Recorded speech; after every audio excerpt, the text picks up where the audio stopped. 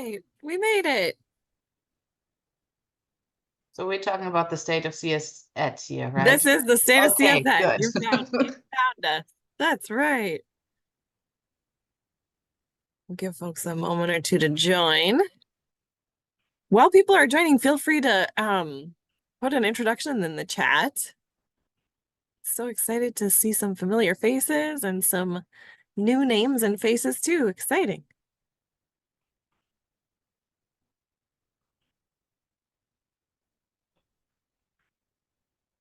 Oops, we lost Sandra. Hopefully she'll come back. All right, well, I'm gonna go ahead and get started.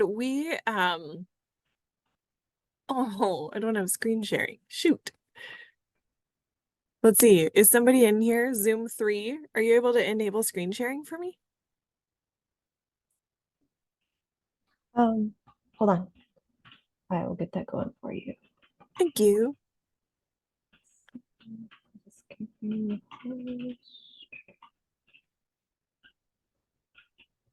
Well, while we're getting screen sharing figured out, let's just go ahead and do some introductions. I can lead off and excited to, we've got a small group, so just hear from folks who are willing to share maybe just your name and where you're joining from and the role that you have. All right, I think it's Great set to see everybody. Oh, sorry, go ahead. What were you saying? I think it's ready for your screen Perfect. share. Okay, Yeah. I can test it out. Yes, that works great. But we'll still do introductions. Well, great to see everybody. I'm Andrea Wilson Vasquez. I live and work out of Minneapolis, Minnesota, and am the computer science specialist with the Minnesota Department of Education. I'm still fairly new in my role. I just started back in October. And prior to that, worked on a national project, still locally here out of Minnesota, but with the University of Texas at Austin. I was working with state level teams to help broaden participation in computer science education. And then prior to that, I worked in schools and with Code Savvy. So kind of coming full circle, which is fun. So that's a little bit about me. I am excited. That's supposed to be super nice here in Minnesota today, like 80 degrees, which is going to be awesome. Really excited about welcoming spring weather and always excited to spend the morning with like-minded, passionate folks. So just excited to be here. We'll just do the pass the mic sort of situation. And if you're not able to share or not interested in sharing, we'll kind of give you a beat and then we can move to the next person. But Sandra, do you want to go next? Okay, I can do that. I just typed in there. Oh yeah, there you go. So I'm down in Rochester. I will be presenting in the next. I will also be presenting in the next session. So I'm kind of overcoming my fear of public speaking right now. And I am an advanced middle school math teacher. Started teaching CS after graduating from the MNCodes Educators cohort last year. So this is my first year with CS, using the code.org curriculum, CSC discoveries. Yeah, just I also am kind of responsible, or turned to be responsible, for the integration of or curriculum development, so tech integration, all the standards in our school district. So not sure how I got there, but that's where I am right now.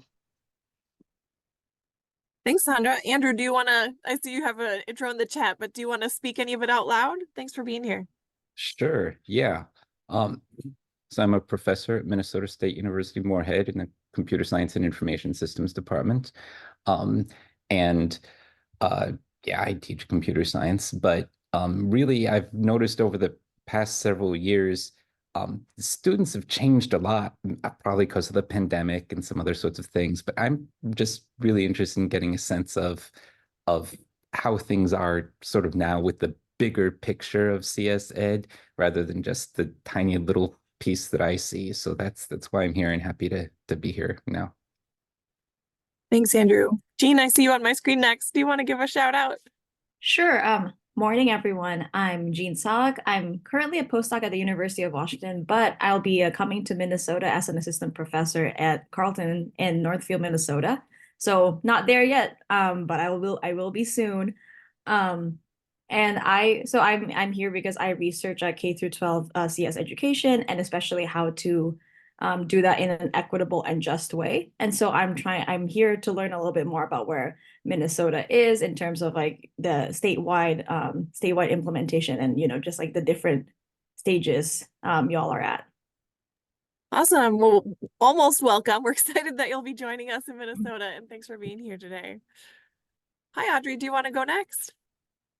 Hi, I'm Audrey Lemire. I'm a CS teacher at Harding High School in St. Paul. I'm here to, I guess, talk more about teacher pathways and how that might be changing in the next couple of years. Awesome. Thanks. Yeah, important topics for sure. Rick, do you want to go next?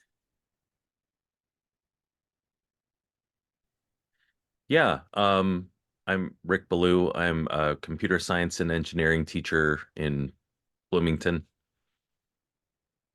That's it. Perfect. That does the trick. Appreciate it. Thanks for being here. Hey, Remy, I see you on my screen next. Good to see you. Do you want to go next? Okay, sure. I'll just, I have to allow the camera. Last few days of spring break, so I'm still vegging in my robe. But otherwise, I am the STEMA, so that's the French for STEAM tech specialist at L'Étoile du Nord, the iPad manager and the testing coordinator for things. I am the MNCodes, a former MNCodes coding in the classroom cohort 2016 to 2017. And I'm also interested about the teacher pathways and just kind of where we're going with things. I'm very, I can concur with the professor about how kids have changed now coming out of the pandemic. So I'm very interested in how, where we're going with this and kind of what Minnesota wants from us too. Yeah. Yeah, appreciate it. Well, I see more and more people joining, and I want to give them a shout out. And I also am hearing a lot of questions. So maybe if we can just do real quick, like, hello, my name is, and I'm coming from for the remainders. And then would love to have you give a full, a more complete introduction in the chat as well. Emily, do you want to give a quick shout out? Hi, I'm sorry. Lawson Mildy. I teach kindergarten through 5th grade computer science in Bloomington, Minnesota. Perfect. Thanks. And I hadn't realized we had another Emily in the room as well. Sorry, Emily K, go ahead. Hey, coming from St. Paul Public Schools, I'm at the digital learning team at the Office of Teaching and Learning. Awesome. Thanks for being here. Sarah, do you want to give a shout out? Sure, Sarah from Hastings School District and our tech integration. So excited to see what we're going to learn about. Thanks, Sarah. Hi, Carol. You want to give a shout out? Yes, thank you. Carol Tracy from Hopkins Public Schools. I'm a library media specialist and my job's eliminated. So I'm excited to launch into some new computer science career choices. So I'm excited to hear what's going to be happening. Yeah, shoot, Carol, sorry to hear about your job, but definitely we'll keep you in mind as I see things come up. Yeah, and folks on the call too, if you know of things, this is a good spot to share. Hi, Dan, you want to give a quick shout out? Hello, everyone. I'm a Code Savvy volunteer. I've been working with Andrea for many years. Andrea is the one who taught me all about computational thinking. So I'm very grateful to be here and grateful to be working with Andrea again. I'm so excited about your new position at the state. Can't wait to see what you produce. Oh, thanks. I appreciate that. And will say that I have learned much more from Dan probably than I ever taught him, but I always appreciate the mutual exchange of ideas for sure. Glad you're here, Dan. Hi, Matt. Do you want to give a quick shout out? Sure. Hi, I'm Matt Frazier, a computer science and IT teacher at Rochester Public Schools and C-Tech and P-Tech. Awesome. And hello to your sidekick there as well. Love that. Magellan. Very cool. I see Katie joined us. Hi, Katie. You want to give a quick shout out? Good morning. Good to see everyone. My name is Katie Dwyer. I am the Curriculum Integration Coordinator at Zanewood Community Schools team. Perfect. Thanks, Katie. And thanks everybody for being here. If anybody joins us or has joined us and didn't get a chance to introduce themselves, please do be sure to put an intro in the chat. It's always fun to see a little bit more about people and be able to make those connections. That's, I think, another portion of the MNCodes Summit that is so important. So what I wanted to talk about today is doing a little bit of an overview, kind of state of computer science ed in Minnesota. And I think there might be some portions that I can skim over in the beginning here, because just based on the crowd, I think we've got a pretty common understanding. So I'll ask for some thumbs ups if it's okay to jump over a few things, and you can let me know. But I'll definitely also make sure that you have access to the slides. You can see the short link there, and please do feel free to let me know if you're not able to access those at all. So again, I'm Andrea Wilson Vasquez, started in October with the Minnesota Department of Education as the computer science specialist. It's exciting. It's a brand new role to MDE. It's our first ever full-time computer science role. I want to absolutely give all of the kudos and credit to Sarah Carter, who's my colleague at MDE. She's been doing this work for probably the last 4 years or so, in helping to get computer science integrated across different academic standards through some integrated benchmarks.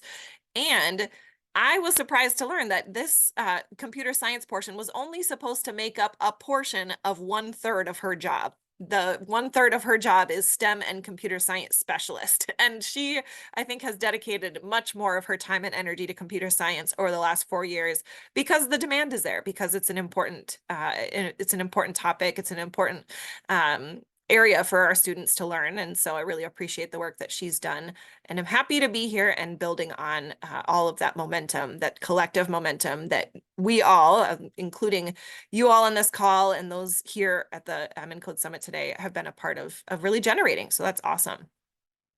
I just want to give kind of a special lens of equity towards ways that computer science has historically been an exclusionary topic of study, an area of practice, just really thinking about ways that we can prioritize equity and acknowledge those gaps and the big areas of underrepresentation.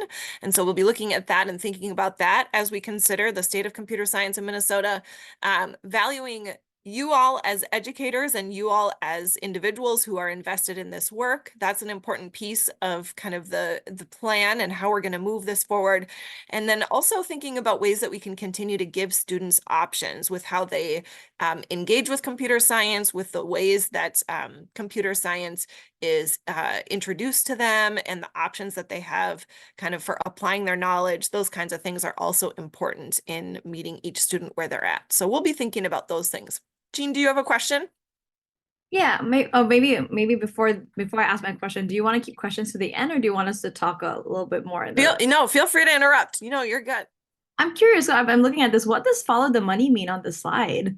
So these are Minnesota Department of Education has kind of these 10 commitments to equity, and the follow the money piece is actually thinking about ways that both the supply and demand of funds can kind of help guide where things happen. So whether it's really acknowledging where funding is needed and then helping to solidify kind of some ideas for funding, or if it's funding is supplied, there's a grant opportunity or something like that, and being able to really highlight the work that's being done in terms of the initiatives that are out there. That's my understanding of it. Again, I'm still new with MDE, but that one is, it always gets a little bit of attention, being that it's, unfortunately, education is not a spot that we always see a lot of money, but always want to prioritize funding for work that we're asking educators to do. And as we know, in order to be sustainable in the ways that we're implementing computer science or anything, we do need to have funding. So that is important. Yeah, great question. So something that I want to talk about with framing our work, and this is something I just mentioned on the last slide, is really acknowledging that as we think about computer science, as we talk about computer science, the history and the kind of societal perceptions of computer science have continued to place it in a really highly exclusionary light. And so just acknowledging in our space here today, and certainly this is something that I have adopted as a personal mantra as well, every conversation in computer science education is a conversation about equity. So as we're looking at our data, as we're looking at the state plan, as we're thinking about how this feels from a classroom perspective, really wanting to make sure that we're considering whose voices are not being heard here. How do we make sure that this really is accessible to all students, those kinds of things. And this quote was adapted from Elena Aguilar in her book, Coaching for Equity. So this is the piece that I wonder if we might be able to breeze over quickly. So anytime that I'm talking about computer science, I find that it's important to just make sure that we're all on the same page with what we mean when we say computer science. There are a range of different interpretations for what computer science might be when you're talking to kind of general public. And what I'd love to see is that as we continue to advocate for awareness building around computer science, that we come to have a little bit more of a common understanding. At the state level and in legislation, we've adopted a highly technical definition, and it's not our fault. This definition is all over the place in the Computer Science Teachers Association standards, as well as in the K-12 CS framework. But the general gist, or the kind of hot topics in this very technical definition, is looking at, algorithmic processes, hardware and software designs, and impact on society. And so thinking about what each of those three pieces means, something that I sometimes like to do is to invite people to plug part or all of this definition into ChatGPT and just see if can you arrive at a little bit more of a common language or plain language approach. If you were to have to explain to somebody what are algorithmic processes, or, what does it mean to look at hardware and software designs and how they're implemented, or what is an impact on society that computer science might have? So I don't know if folks want to take the time to just plug something into generative AI, could be ChatGPT or another generative AI source. But feel free to do that. And if you'd like, you can just drop something in the chat that comes up. It's always just interesting to gather a few more approaches to describing what computer science is that's more accessible, a definition that's more accessible, or some aspects that are more accessible. Yeah, explain to a fifth grader is a great way to put it. I use that all the time to explain things to executives too. It works really well. Oh, for sure. For sure. Yep. Love that.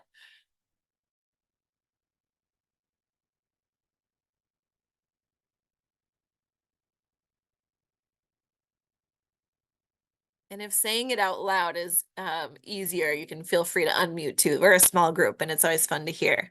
See, Matt posted something.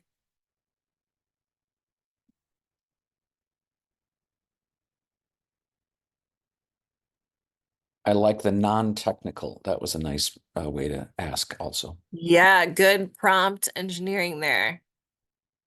Learning how to think logically, creatively, and analytically to solve complex problems using computers. That's cool. Emily, I see yours here. Yeah. Figuring out how these tools work. Yeah, like a secret language. I was like, whenever I say explain something like I'm a fifth grader, it has kind of these cool analogies. Yep, hardware, software, the brain. Yeah, I love that. Games, websites, and even how doctors use machines to help people. Very cool.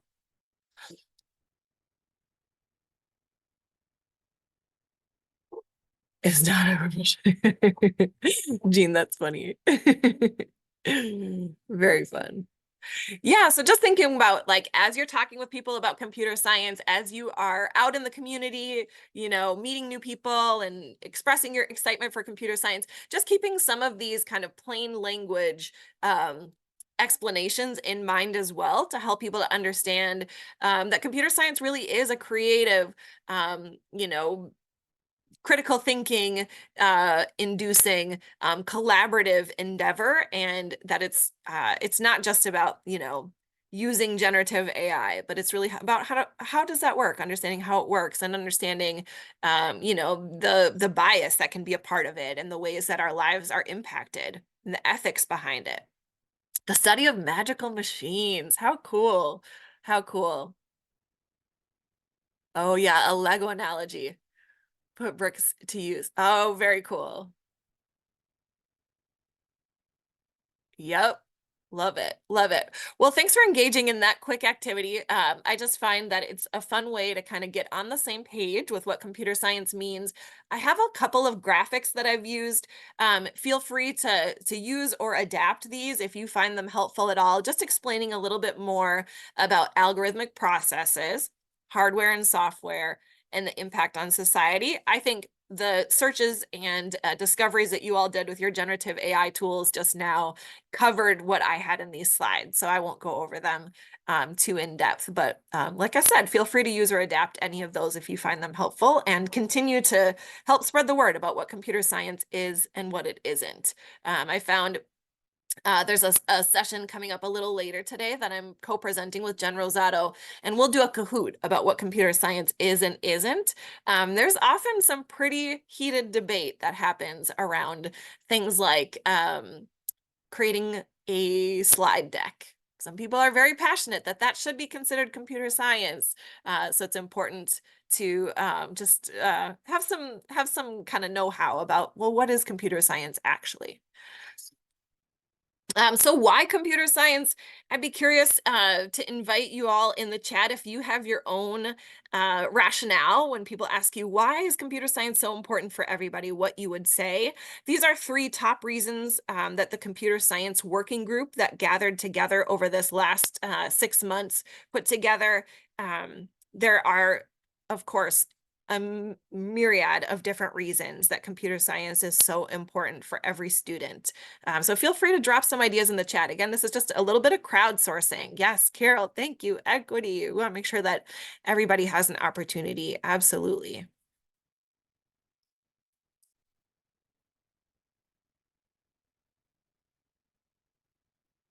Accessibility. Yeah, for sure. For sure. Rick, you know, for computer science educators out there, it is job security. For sure. For sure. Yeah, thanks, Jean. And necessary literacy.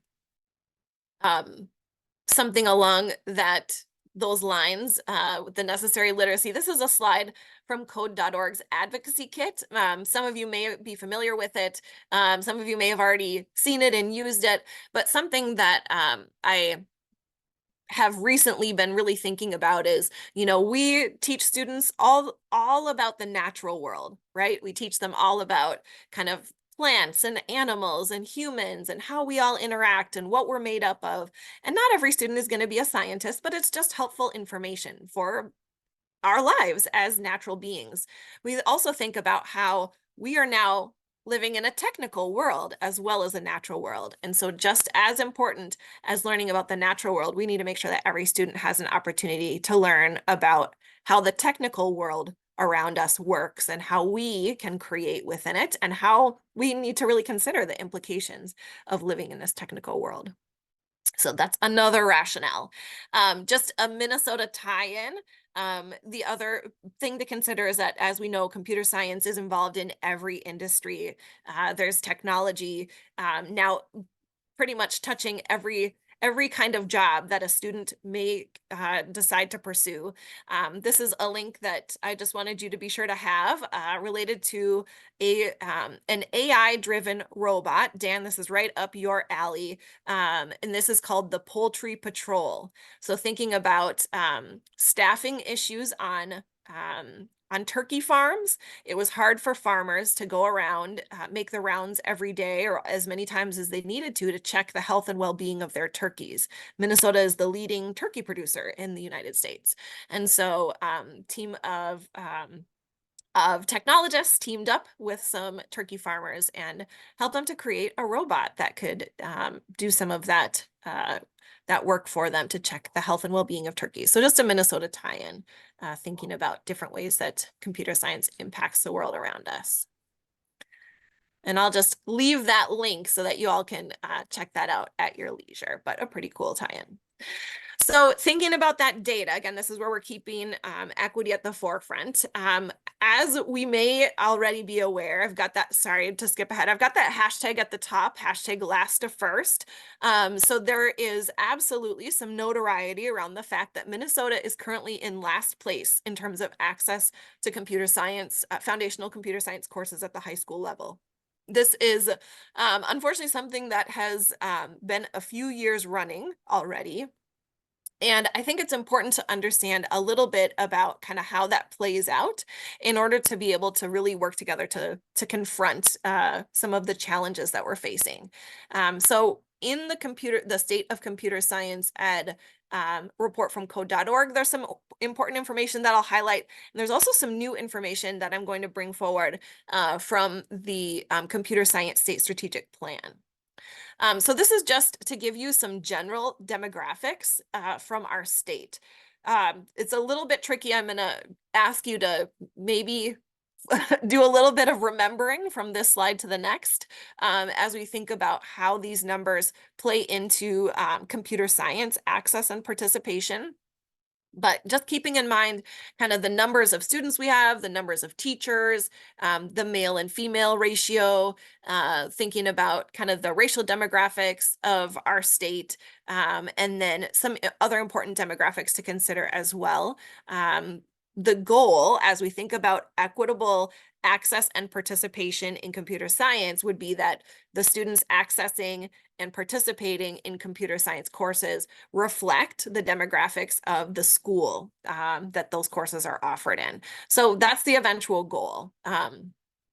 This is a principle that comes from my understanding of the CAPE framework, which is a model for helping to plan out and even assess equitable computer science education ecosystems, where we think about kind of the capacity for computer science education, the teacher capacity, as well as some of the infrastructure capacity, access to computer science education, so where computer science courses are offered, if a school on one side of a district offers computer science and the other school on the other side doesn't, thinking about those kinds of equity issues, looking at participation demographics in the students who are participating in computer science courses. And then also it's important to think about the experience. What are students experiencing when they get in those courses? How do they feel about the courses? How do they see themselves as they're going about the coursework? And then do they choose to pursue different computer science opportunities after that course is over? So as we think about the capacity piece, you may remember, we'll just do a quick flip back here. So take a look at the number of teachers in Minnesota. Public K-12 teachers, 112,000. So that's the number of current K-12 teachers in Minnesota. And the number of current teachers who are assigned to teach computer science in Minnesota is 209. So just again, thinking about how we're kind of getting to where we're at with challenge in access to computer science courses, we know we have a known issue that having enough licensed teachers is a real challenge. And that partially is because we don't have any computer science specific licenses. We do have K through 5 integration options, and I'd say the majority of what is happening with computer science in our state now is due 100% to passionate educators who have taken it upon themselves to really get the training and develop the curricular materials in order to offer. And so I want to give a huge shout out to the educators. And then on the left side, I have the list of teaching licenses that are currently accepted to teach computer science, both in secondary and then in elementary school. So you'll see even thinking about elementary, licensed elementary teachers can teach computer science up to 1/3 of their time, and media specialists can teach computer science as well. So just kind of keeping those pieces in mind. That's one important component to that capacity piece in Minnesota. Access, we already talked about that Minnesota is unfortunately in last place in terms of access to computer science. We always like to give a little bit of a competitive glance over to our neighbors, our Midwest neighbors. You'll notice that you know, Iowa, Wisconsin, the Dakotas, all are at least, well, nearly double where we're at. And so just thinking about looking at some of their policies as well in terms of now, how are they doing this? And that's a piece of what our computer science working group took a look at as well. In terms of access within our state, this is some new data that came out of a common metrics project. And I just wanted to give you a little bit of a glance at where computer science courses are offered in our state. And these are high school computer science courses. So just, I guess, pick an area of Minnesota that you have a tie to, that you have a connection to, and just notice if that is an area of high concentration of computer science courses, or if it's an area of low concentration. And again, considering the computer science licensure challenge, that can also absolutely play into some of the computer science offerings, of course. So I want to just give a little bit of a glance here too. So this is from the code.org State of CSEd report. So thinking about where, what kinds of schools often have more computer science offerings. So I'm just going to start in the middle here, access by geography. So suburban schools have slightly greater access to computer science courses. These are, again, those foundational computer science courses. And then large schools have, by and large, the most access. Interestingly, Minnesota has the most small schools. So most of our high schools are small schools. And I think, I'm trying to remember specifically what number of students is designated as a small school. We'll have to double check maybe if we have time at the end. But just thinking about the number of rural schools that we have and charter schools, small schools really do dominate in that high school arena in terms of the number of high schools. So whatever we can do to help bridge access to computer science in those small schools, that'll be a really important piece.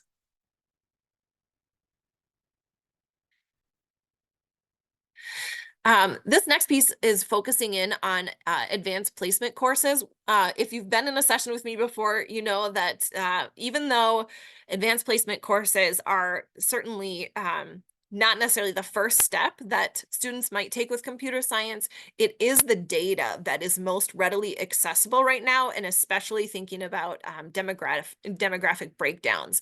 We're working to change that with some of the work that the working group was engaged in over the last year, as well as some of the legislation from last year. We're really looking at different data practices in order to help make sure that we have more reflective data, or just more complete data in terms of what's being offered in the state.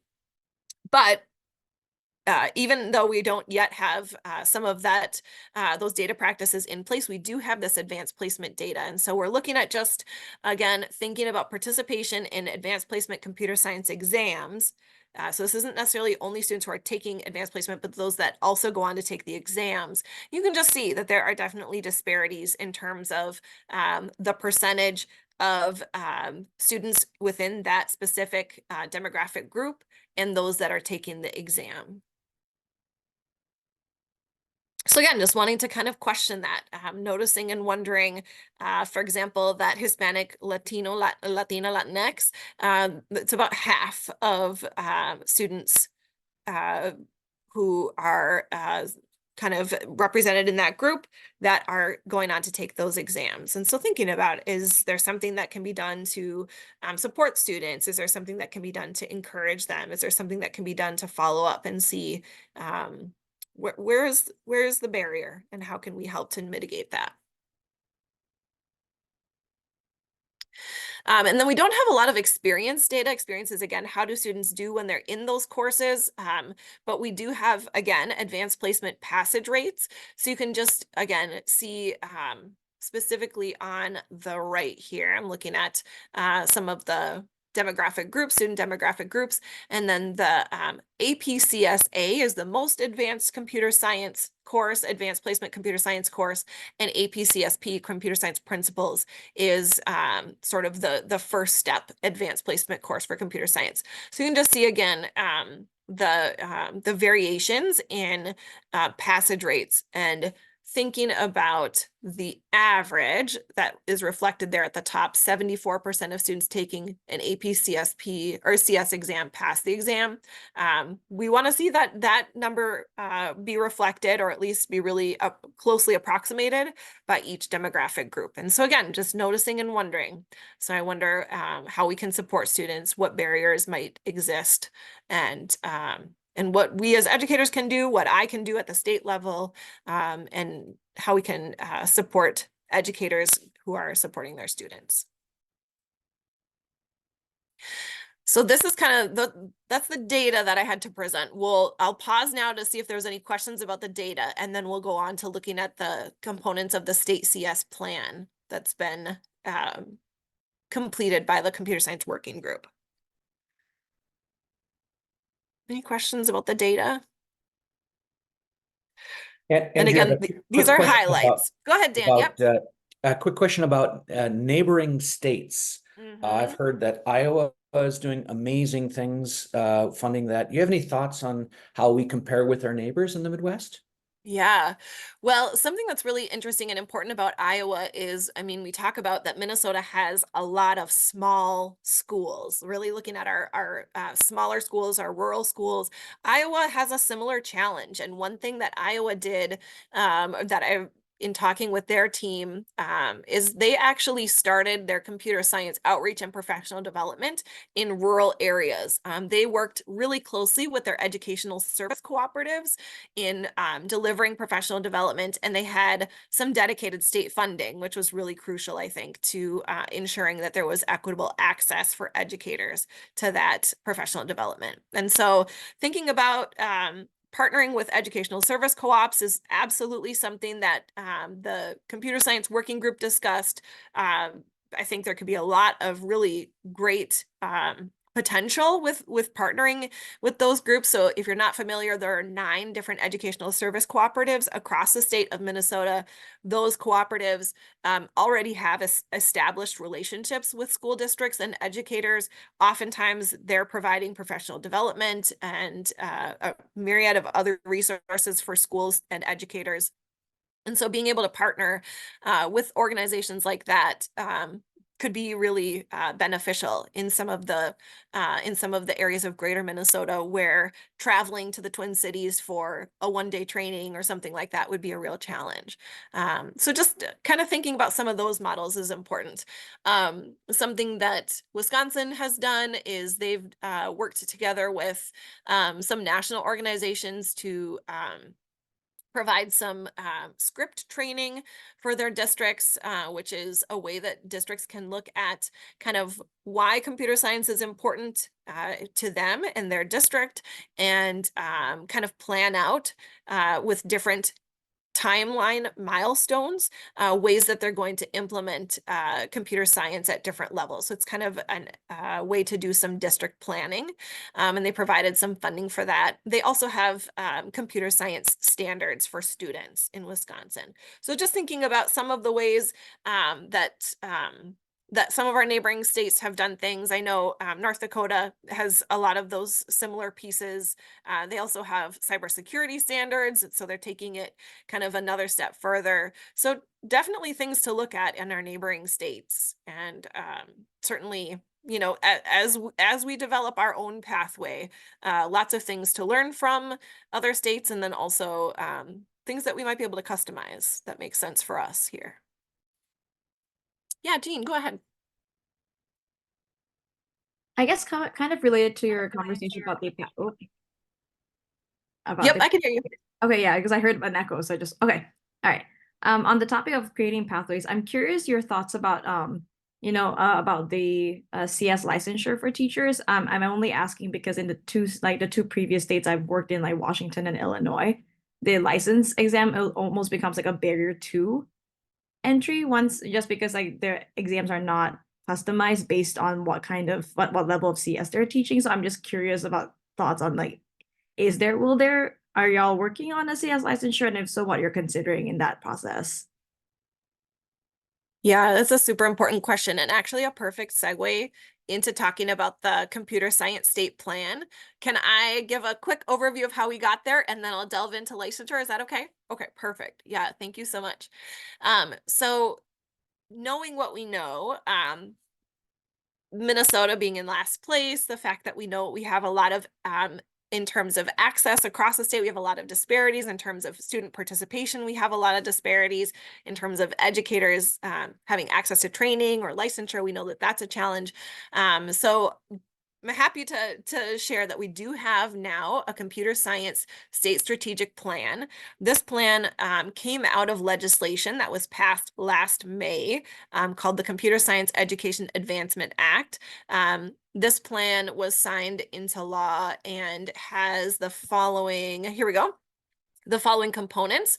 So in the legislation, it outlines the need and funding for creation of a computer science education working group, funding for my role, grants for districts, and a data collection system, because as we mentioned, we know that data collection has been a challenge. In legislation, the working group had some specific charges. And so the main one was developing a state strategic plan with long-term and sustained growth of computer science education in all K through 12 school districts and charter schools across our state. And so this group got together starting in October of 2023. So same month that I started, we kicked off the working group and we worked through March, just last month, to research all of the different ways that state plans work in other states, and then to pull together kind of what we thought were the most important key recommendations to be included in our state strategic plan. And I'll outline those for you in just a moment, but licensure is one of those. This plan, I have been asked to be very clear about this. This plan is not MDE's plan. MDE was really careful to be the convener of this work. And although I was a part of the working group, my role was mostly as a facilitator.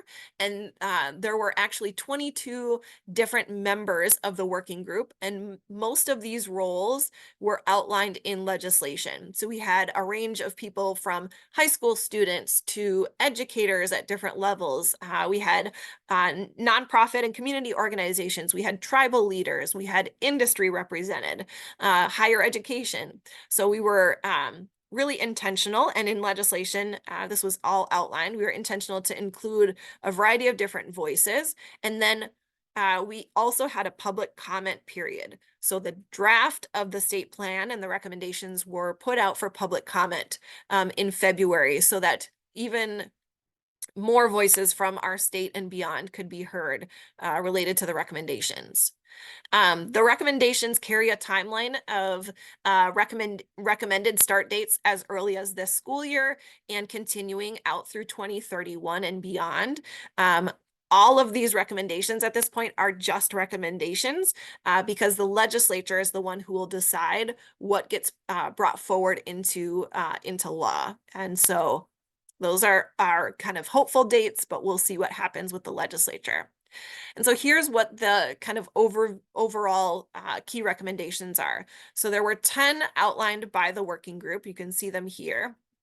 And then I'll go into more detail specifically about the first 5, because those first 5 were really outlined by the working group as kind of the places to start. And although all 10 are necessary and absolutely important in scaling equitable computer science for our state, they also thought that if the legislature is looking for a starting place, these first 5 were their top priorities. So the first one, the Computer Science Advisory Committee, is the formation of a group or the continuation of the working group with some potential added members to help us to define things like, what does high quality professional development look like? What kinds of things should be included in a grant RFP for school districts? What kind of plans should school districts be invited to complete as a part of kind of the grant process?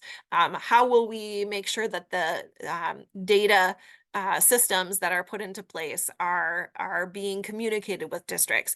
Those kinds of things. So it'd be really a touch point of kind of way to help ensure that the pieces in the plan are detailed enough and have enough support behind them for schools and districts to be able to take them to the next level. In terms of teacher qualifications and licensure, there's a recommendation of 2 new licensures be created. One of them would be a foundational K-12 licensure, and that would be something that anybody could get just as an additional license. It would be certainly something that could be used to teach a course like an exploring computer science or to integrate computer science across any content areas. It would be a great tool for somebody who would be teaching kind of intro to mid-level computer science courses, and again could be used K-12. Then the recommendation is to have a second secondary licensure that would be used to teach advanced computer science courses. So thinking about AP courses, thinking about specialized computer science courses, that would be a licensure that would be most applicable to those educators who are interested in teaching those courses. Teachers who want to integrate computer science and feel that they can get the proper kind of confidence building and professional development through training offerings wouldn't be required to have the K-12 foundational license. They could feel free to implement kind of integrated computer science into their content area without that, and could also potentially get support then from somebody who would be licensed if they needed coaching or needed some additional expertise. The folks that I mentioned on a previous slide who are already licensed to teach computer science, including media specialists and business ed teachers, all of those licenses would continue to be allowed or recognized as able to teach computer science. One that the working group discussed is that math teachers may need some additional computer science training in order to really feel qualified to teach some of those advanced courses. So that one would be decided at a later time if math licenses needed any additional support as those advanced classes come up. In terms of how people would get those licenses, there would be a pathway process that would be developed by PELSB, which is our licensing board, and a cohort model would be designed in order to help people to get portfolios as well. So thinking about those who have already been teaching computer science and don't want to start a brand new licensure program, a portfolio could be an option in order to submit some evidence that you're already have the expertise needed in order to obtain one of these licenses. Grants and funding is exactly what it sounds like, just ensuring that there be grant programs for things like infrastructure, for computer science hardware, and broadband access in parts of Greater Minnesota where that's not readily accessible, as well as funding for districts to be able to complete computer science education plans and some of that pathway development, and then funding as well for computer science positions that may need to be added. Number 4, the K-12 computer science pathway development is really looking at implementing a process for ensuring that at K-5, students have access to computer science through kind of some computational thinking integration into their different courses. Currently, MDE has been a part of integrating computer science across science, the arts, and language arts benchmarks, and science is going to be implemented next year. And so computational thinking as a part of science could be one important way that K-5 students could get computer science, as well as integration of some additional skills. And that could happen with an addition of K-8 standards that could be developed in Minnesota.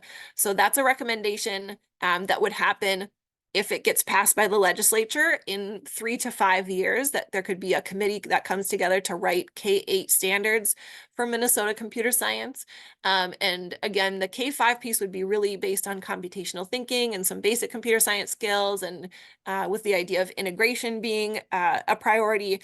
And the 6-8 standards would be designed with a required middle school course in mind. So many states are looking at high school graduation requirements.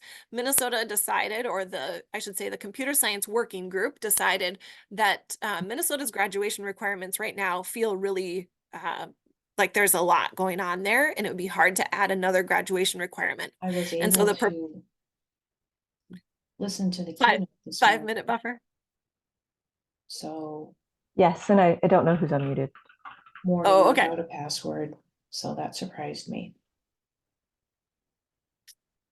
Okay, so the 6-8 recommendation is that there be a required computer science course offered at middle school, and then the high schools would just offer an elective course is what the recommendation is. And then the last one on the top 5 list, continuous improvement, is really a nod to the data practices.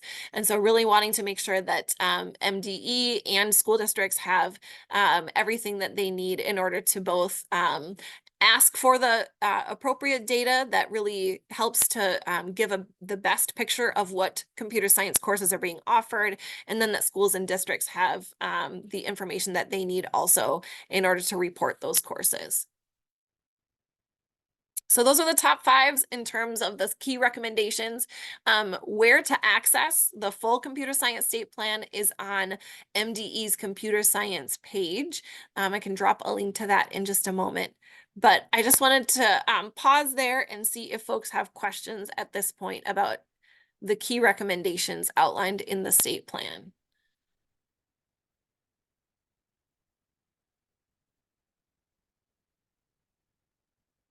I think I'm just looking back in the chat, I may have missed Remy's comment there.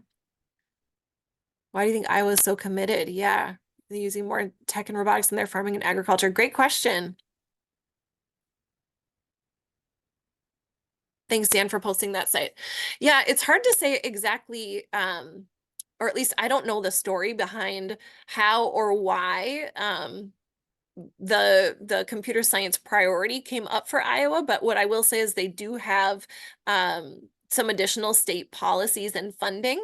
And so having that state level piece, as we know, is a really big deal in order to ensure kind of the sustainability of next steps. So certainly we'll be continuing conversations with Iowa as well as our other Midwest neighbors to see what we can learn from them, and also where they might have some learnings that they've gleaned along the way, so that we can do our best to both kind of learn from their steps and also kind of chart our own path.